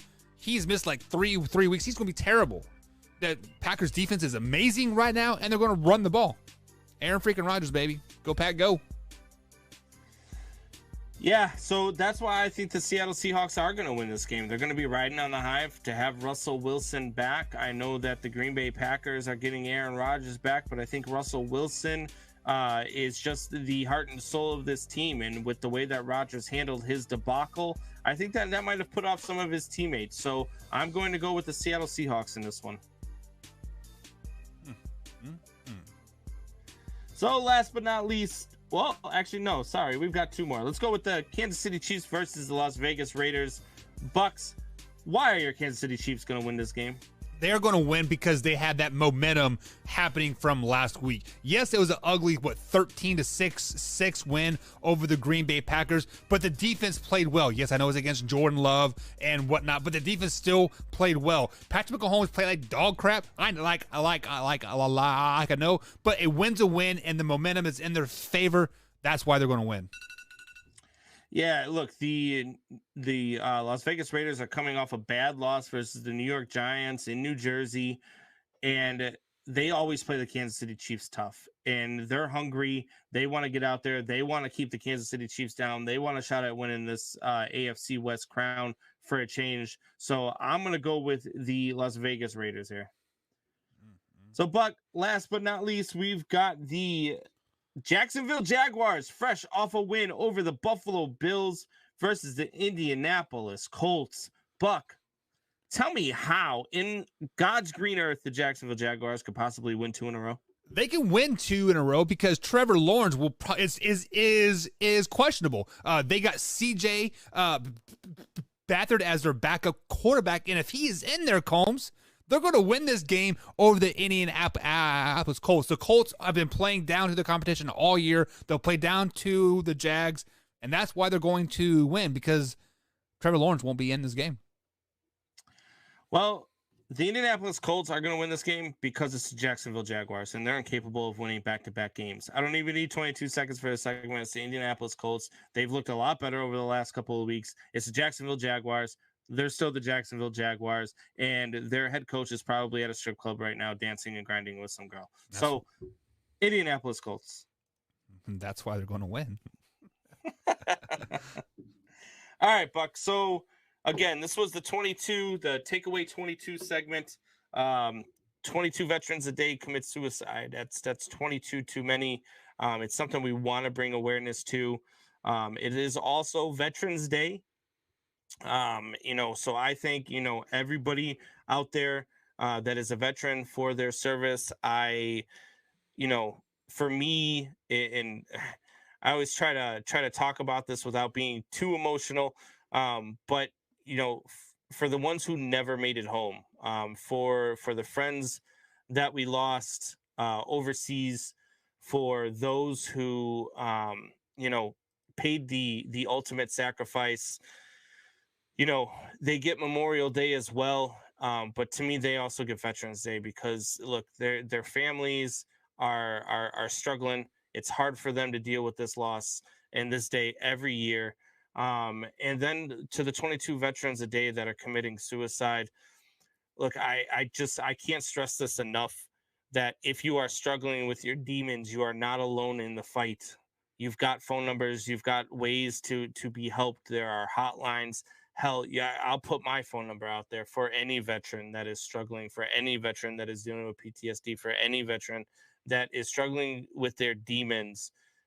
Make a phone call, because you know what? There are plenty of people in this world that love you, and we would do anything that we could to see you succeed. So if you're struggling, reach out, do what you got to do. One of my traditions here, Buck, is to do a shot on Veterans Day. We always would get together at the local bar, the local tavern, and we would do a shot for all of our friends who never made it home. So I've got the bottle of Don Julio here. I'm going to pour myself a quick shot here. And Buck, will you join me in a toast? And anybody who's watching at home, if you've got your drink with you, you've got your beer, your soda, your pop, your whatever, feel free to raise a glass to toast to all of our veterans, those who are still with us, and especially those who are not, till Valhalla.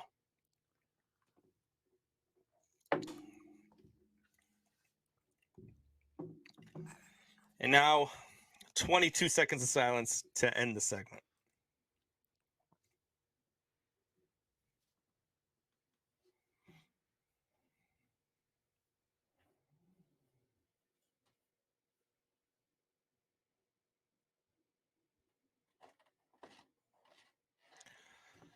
All right, guys.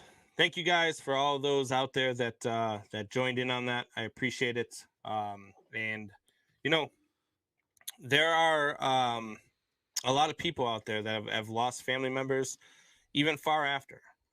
We deal with a lot of stuff when we're in the military. You deal with war, you deal with going overseas, you deal with missing your family, and you see a lot of stuff that you just shouldn't see.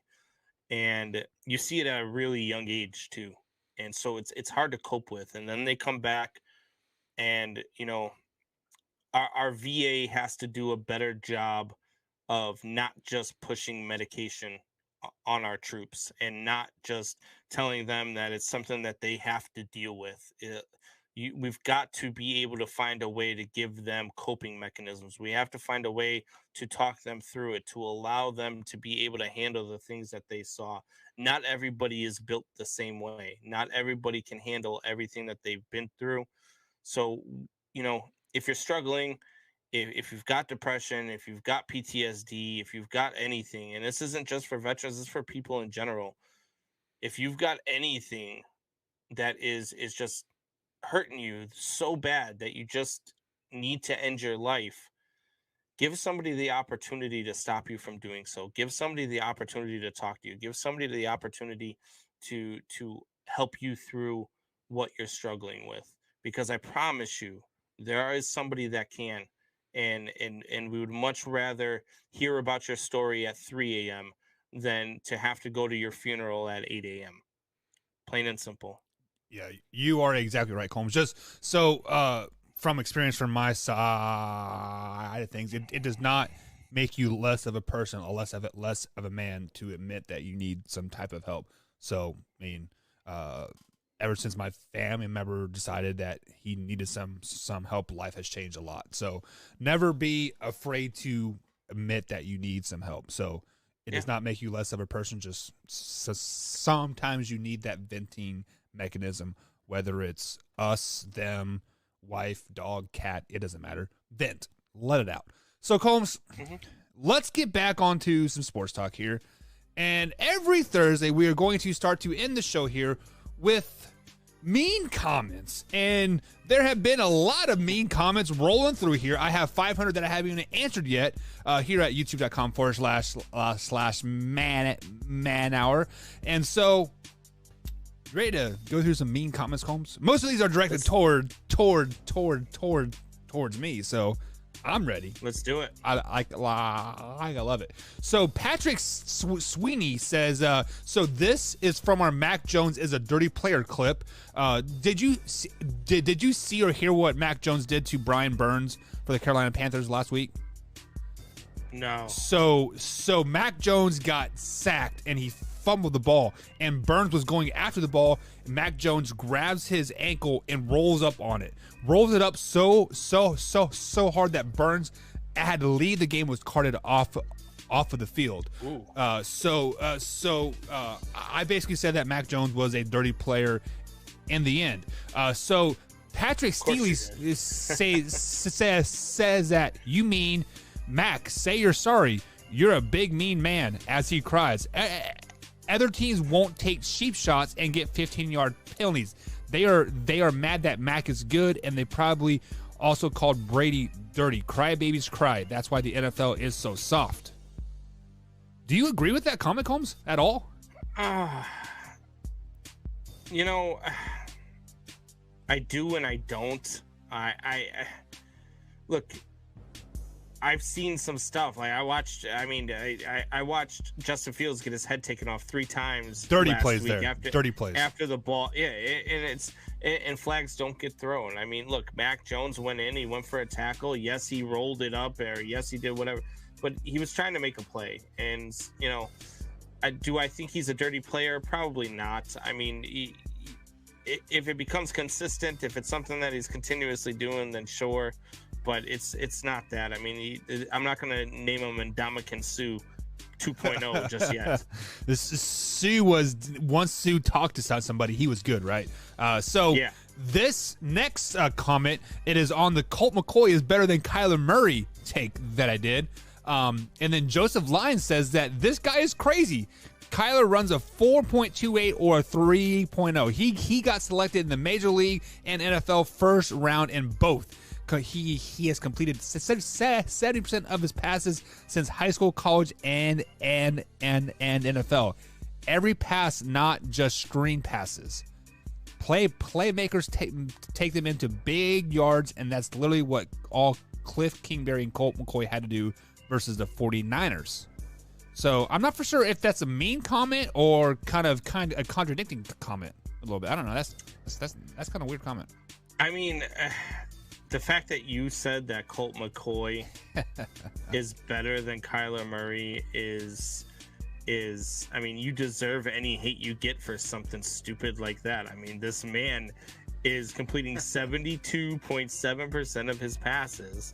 And you're sitting here telling me that Colt McCoy is better than this man? Yeah, you are out of your freaking mind. I don't understand what the hell you are talking about. So I can tell you what we're talking about is Dylan Patterson brought up the question, and I answered it. And then he comes out and says, and that Colt McCoy is better than Kyler Murray clip. He says, holy brain damage. So, yeah. Shout out. I mean, I would agree. And then he says, so this is geared toward Tori because Tori also is on the Arizona Cardinals bandwagon, bandwagon here, and he says that the Arizona Cardinals have quarterback issues. Not the Washington, not Redskins anymore. We're going to destroy the NFC East. Yeah, and David Romeo says this guy is slow. Yeah, I mean, Tori. Yeah. I mean, Tori is kind of slow. I mean, we know this. I mean, he by the time we get ready for shows, he hops on about 5 minutes prior, and he's slow. Yeah, and then Boost Media 23 says block these clowns. Takes they are beyond bias and kind of embarrassing. I guess this is what 49er fans do. I'm not a 49ers fans. Wow. F the 49ers. I mean, look, that's what 49ers fans do. Look, this is what you and Tori get for talking this trash while I'm away. You know, like, what are you guys trying to do? Like, you're trying to get people to hate us? Yeah. I mean, hate is a good thing here. And then Todd Miller says, so this is kind of toward you. I said the Arizona Cardinals, or no. I said that Kyler Murray was going to be a bust, and Todd Miller says I think Combs is bucking Buck. Not for sure what that means, but okay. I don't know. I'm for the Arizona Cardinals. I picked them to be 15-2 this year, so maybe you're just not listening to my takes. I'm not sure what's going on, but what was the guy who tweeted at us? Didn't somebody tweet at us? Tweet the show, say we have the worst radio show in the history of radio shows or something? Yeah, definitely.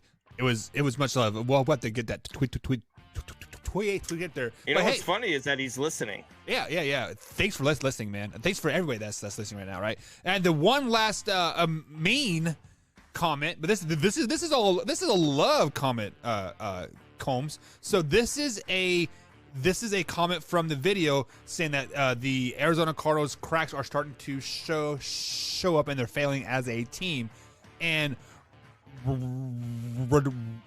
Rajanlo Romas, I messed that up name really bad, and he says, here's why I totally agree with you Buck.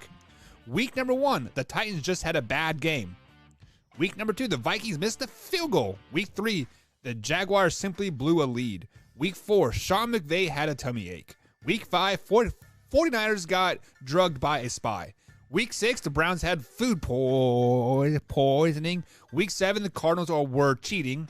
Week 8, God answered the prayers of some salty haters. Week 9, the Cardinals just got lucky. That's not love, Buck. He's making fun of you. I know. I mean, look, I don't understand anybody who I don't understand where you and Tori are coming from with all the hate on an 8-1 team. Yeah. I don't understand where you guys are coming from with all the hate with a team that is scoring the way they are scoring, with a team whose defense is stopping teams from scoring the way their defense has stopped teams from scoring. Like, this team is ridiculously good, and you guys are missing the bus. And not only that, but you guys are talking about how bad the Cardinals are, but you thought that the Lions were going to be great, and Tori thought the Washington, not Redskins anymore, were going to be great. And look at you guys now. Yeah, look at us now. We got Supas commenting here. He says, best team in the NFC, period. Arizona Cardinals. It's true. It's true. true. And then he says Tyrod Taylor is a Hall of Fame quarterback. Weird. I don't know. I like it. And Alpha Rob comes into the comments right now and says, don't worry, guys. You're one of the best sports shows out there. Thank you, Alpha Rob. Appreciate that. Thanks for coming and joining us when we are on. What you guys got to do when I'm off, when I can't make it on the show, what you've got to do is just watch a replay of a previous show that I was on, your mouth, boy. And you won't be so angry. Well, with that being said, this is the last show of the week. We will be back Sunday, 8 p.m. East Coast time. I will be off because Sundays are my off off days, I got to be a stay-at-home dad on Sundays, apparently, because the city has to work, make all the money, but whatever. Sorry, me and Soup Boss got you. Yeah, Combs, send us out, big guy. Man Hour Nation, happy Veterans Day. Rise up.